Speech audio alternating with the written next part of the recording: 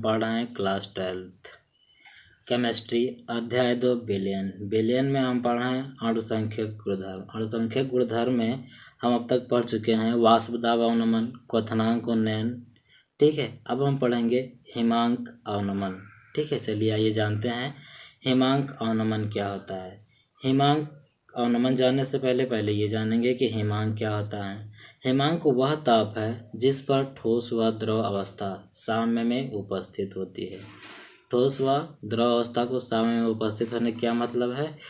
कहते हैं कि हिमांक वह बिंदु होता है जिस पर कोई द्रव क्या होता है, ठोस अवस्था में परिवर्तित हो जाता है। इसीलिए कहा जा रहा है कि वह ताप जिस पर ठोस व द्रव अवस्था साम्य में उपस्थित होती है।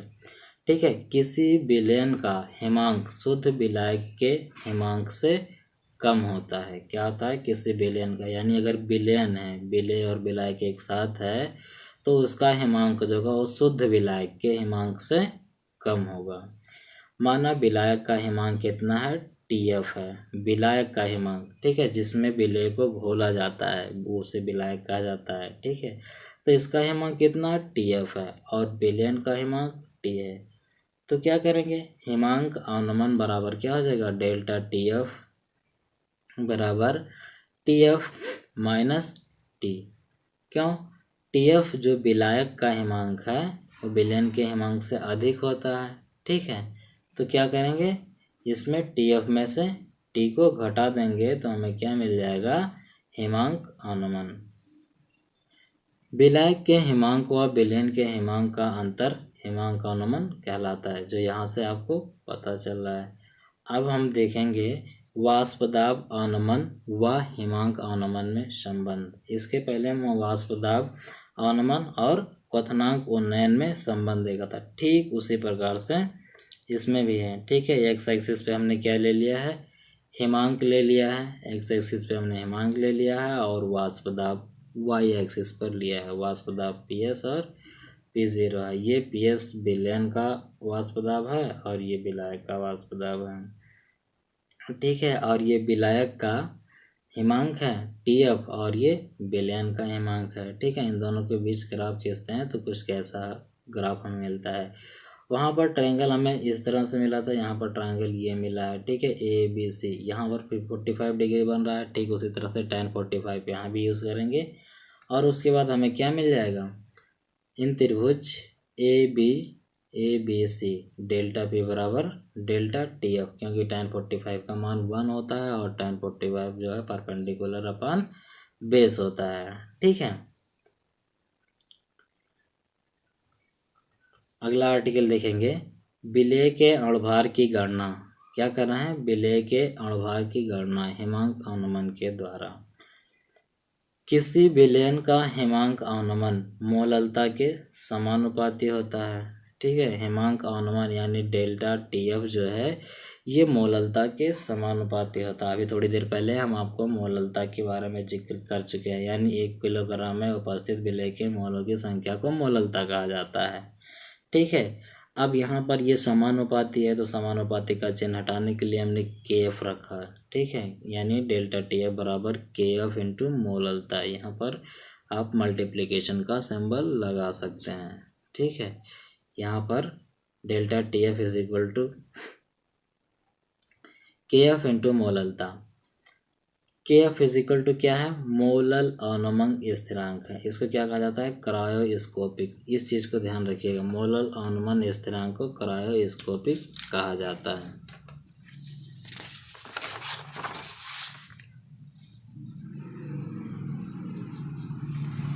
अब देखिए, एक मोलल विलयन का हिमांक अवनमन मोलल अवनमन स्थिरांक कहलाता है। अब जो भी इस तरह की कोटेशन है उसको याद रखने की कोशिश कीजिए। एक मोलल विलयन का हिमांक अवनमन मोलल अवनमन स्थिरांक कहलाता है, यानी डेल्टा TF बराबर KF into MA divided by WA। MA क्या है? ये विलय की मात्रा है। W क्या है? विलय का अणुभार है, गुणे 1000 बटे MB। ठीक है, यदि MB ये ग्राम में दिया हो तो हम 1000 से भाग देंगे। अभी आपको थोड़ी देर बताएंगे। यदि किलोग्राम में दिया है तो कोई बात नहीं, 1/MB लिख देंगे। ठीक है, अक्सर ग्राम में ही हमें मिलता है, तो इसलिए 1000 लिखना ज़रूरी हो जाता है। इस फार्मूले में हम क्या करेंगे, विलेय का अणुभार निकालना है, तो अणुभार को हम बाहर कर लेंगे और ये डेल्टा टी एफ जो है हेमांक का अनुमान, इसको यहाँ पर ले आएंगे। ठीक है, यानी क्या आ जाएगा, के F into M A divided by delta T F into 1000 divided by M B. M B क्या है, ये विलायक की मात्रा है। एम बी क्या है, विलायक की मात्रा है। अब इस आधार पर हम कुछ प्रश्न हल कर लेते हैं।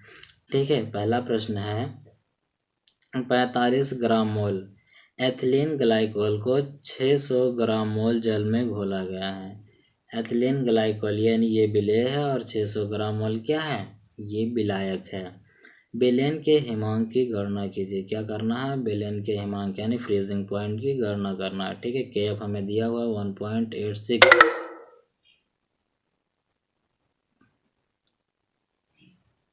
के एफ दिया हुआ है 1.86 केल्विन।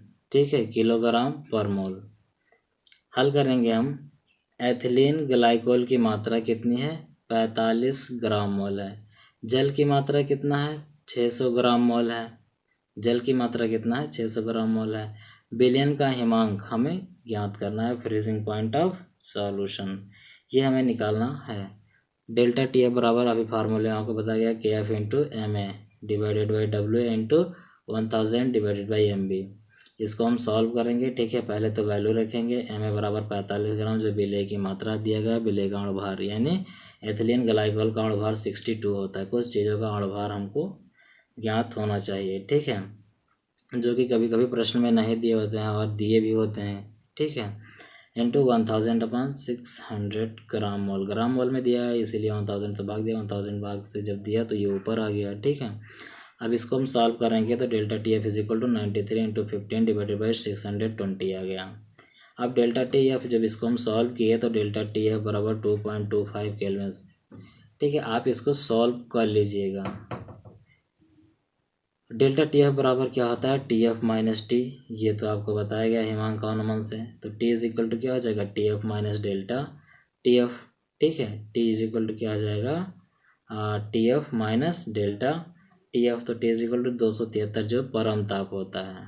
ठीक है, टी एफ यानी फ्रीजिंग पॉइंट को ये परम ताप कहा जाता है, माइनस 2.25 यानी टी इज इक्वल टू 270.75 यानी T is equal to 270.75 kelvin. अगला प्रश्न है 34.2 ग्राम मोल शर्करा को 1000 ग्राम मोल जल में डालने पर विलयन हिमांक अवनमन की गणना कीजिए। पहले क्या गणना करना है, विलयन का हिमांक, उसके बाद हिमांक अवनमन की गणना करना है। के एफ इज इक्वल टू दिया है 1.86 केल्विन किलोग्राम पर मोल। ठीक है, हल कैसे करेंगे, शर्करा की मात्रा कितनी है, 34.2 ग्राम मोल।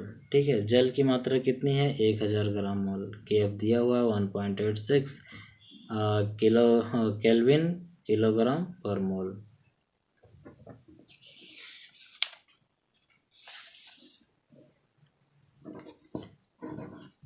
फार्मूला हमारे पास क्या है, फार्मूला है delta T F is equal to K F into M A upon W A into 1000 upon M B.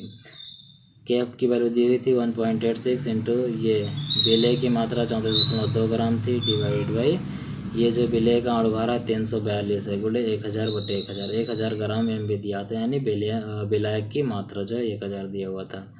ठीक है, अब डेल्टा टी एफ इसको सॉल्व करने के बाद, ठीक है, डेल्टा टी एफ जो मिला है कितना मिला है, 0.186। इसको जब सॉल्व करेंगे ये देखिए यहाँ से 1/10 मिल जाएगा, ये पूरा कैंसिल हो जाएगा, 1/10 यानी 1.86 को 10 से डिवाइड कर देंगे तो कितना हो जाएगा 0.186 केल्विन। अब डेल्टा टी एफ बराबर कितना होता है 273 माइनस टी, यानी टी इज इक्वल टू कितना हो जाए 273 माइनस 0.186। क्यों, क्योंकि T delta T F is equal to 0.186 प्राप्त किया है हमने। अब टी इज इक्वल टू कितना हो जाएगा 272.814 केल्विन।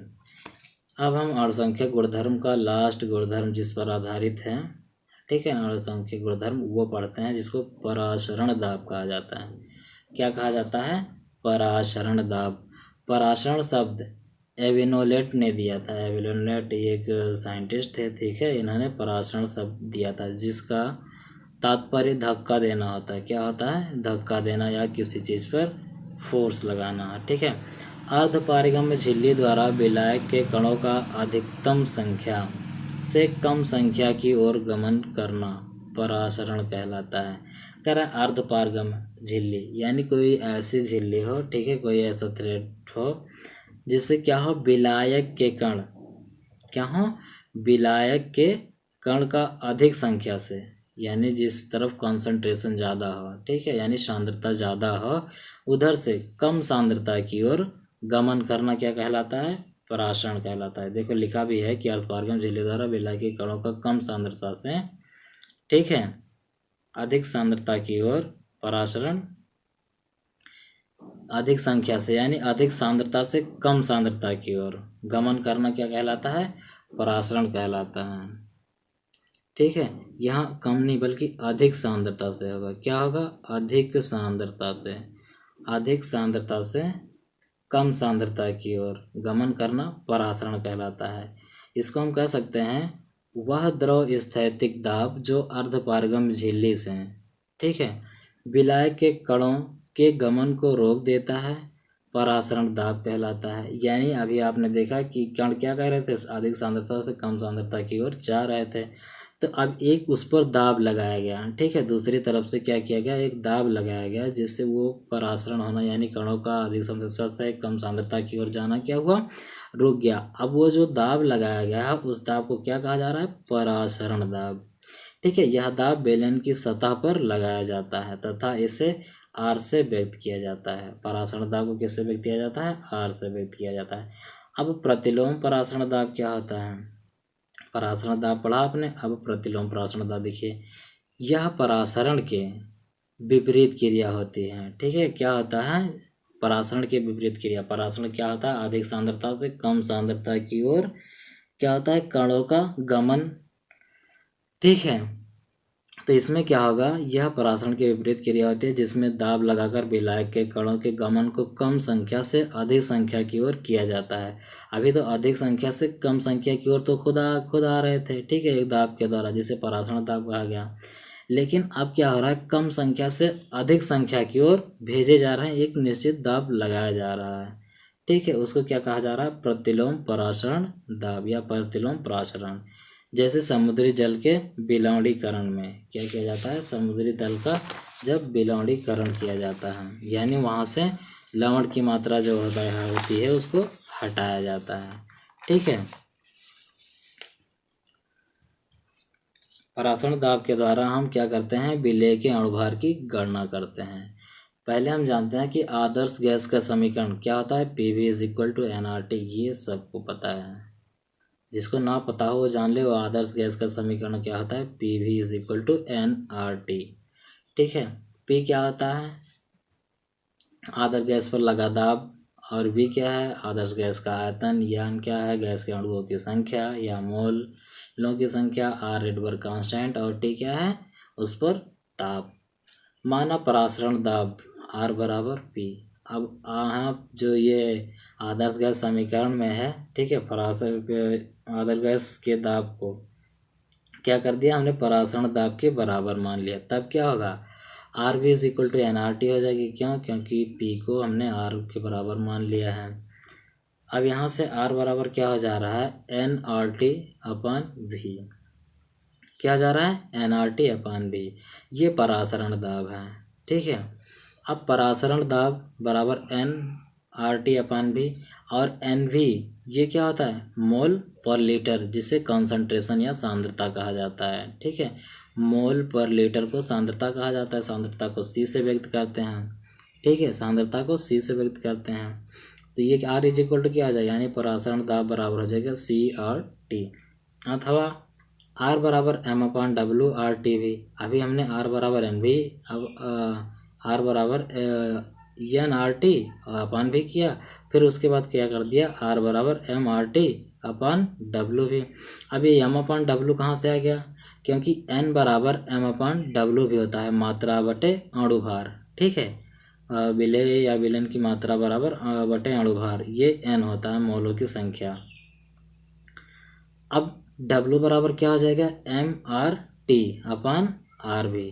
ठीक है, W क्या है, अणुभार, विलेय का अणुभार, M क्या है, मात्रा है। ठीक है, जिस भी किसी चीज़ की निकालनी है हमें अणुभार, उसकी मात्रा, और R क्या है, रिटबर्ग कांस्टेंट, ये ताप है, टेम्परेचर, R क्या है, परासरण दाब, BR आयतन है। ठीक है, अब हम इस पर आधारित कुछ प्रश्न हल करेंगे। पहला प्रश्न है 200 सेंटीमीटर क्यूब आयतन, आयतन को क्यूब में ही लिया जाए, चाहे मीटर क्यूब हो, चाहे सेंटीमीटर क्यूब हो, या किलोमीटर क्यूब हो। तो यहाँ क्या है, 200 सेंटीमीटर क्यूब आयतन में 1.26 ग्राम मोल प्रोटीन का 300 केल्विन ताप पर मोलर द्रव्यमान बताना है। ठीक है, यदि परासरण दाब कितना है, R बराबर दिया है 2.57 इंटू 10⁻³ बार। ठीक है, R इज इक्वल टू कितना होता है, 0.0821, ये रिटबर्ग कांस्टेंट का मान है।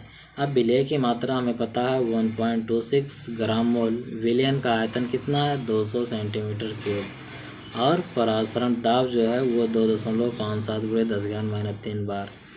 टेम्परेचर कितना है या ताप, ये 300 केल्विन है। हमारे पास फार्मूला है W is equal to MRT upon RV, इसी में रख देते हैं तो क्या आ जाएगा, M is equal to 1.26 into R कितना है 0.0821 इंटू टेम्परेचर कितना है 300 केल्विन।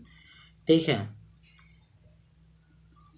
फार्मूले में हमने इसको रख दिया। R कितना है, रिटबर्ग कांस्टेंट 2.57 इंटू 10⁻³ इंटू 200, V क्या है, वॉल्यूम।